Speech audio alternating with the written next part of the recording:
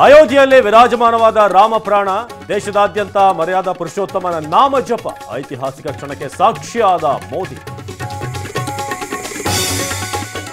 ರಾಮನ ರಾಜಧಾನಿಯಲ್ಲಿ ಇಂದೇ ದೀಪಾವಳಿ, ಲಕ್ಷ ದೀಪಗಳಿಂದ ಪ್ರಜ್ವಲಿಸುತ್ತಿರುವ ಅಯೋಧ್ಯೆ, ಐತಿಹಾಸಿಕ ದೃಶ್ಯ ನೋಡಿ ಭಾವಪರವಶರಾದ ಭಕ್ತರು.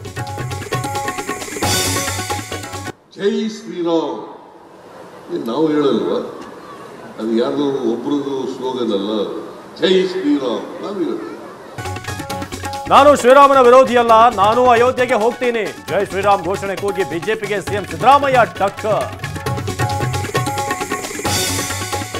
ಮಸೀದಿ ದರ್ಗಾಗಳಲ್ಲೂ ಶ್ರೀರಾಮನಿಗೆ ಪೂಜೆ, ಹುಬ್ಬಳ್ಳಿಯಲ್ಲಿ ಭಾವೈಕ್ಯತೆ ಮೆರೆದ ಮುಸ್ಲಿಂ ಸಮುದಾಯ. ಕೇಸರಿ ಬಟ್ಟೆ ತೊಟ್ಟು ಧ್ವಜ ಹಿಡಿದು ಭಕ್ತಿ ಅರ್ಪಣೆ.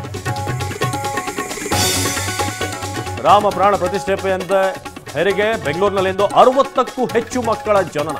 ವಿಜಯಪುರದಲ್ಲಿ ಆಸ್ಪತ್ರೆಯಲ್ಲಿ ಮಕ್ಕಳಿಗೆ ರಾಮ ಸೀತೆ ಎಂದು ನಾಮಕರಣ.